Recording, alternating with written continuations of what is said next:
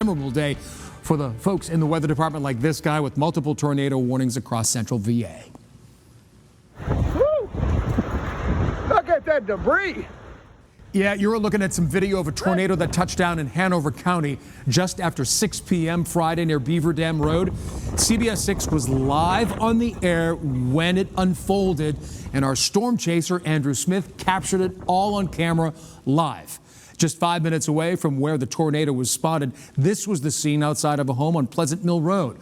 A massive tree uprooted, another tree falling on the side of a home. The people there say they had been outside moments before the tornado hit. About 3 minutes into us going inside, we looked out the windows and then like limbs were breaking. So we were like, oh my gosh. Yeah. We went into the bathroom, we just hid. And the next thing we know, we came out and looked about a minute later and the whole yard was like demolished. Other people who live there say they do have some friends coming over today to help clean up the debris, and there is a lot of it.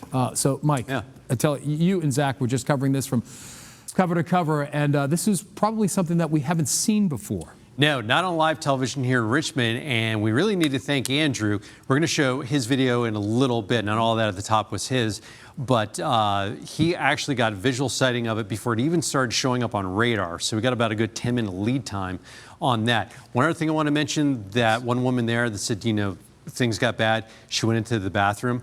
Good spot, because that was a one-floor home, no basement. You want to be in an interior room, closet, or a bathroom is good shelter. For today, though, the rain's moving out. There may be a pop-up shower in a spot or two today, but that's it for the holiday weekend.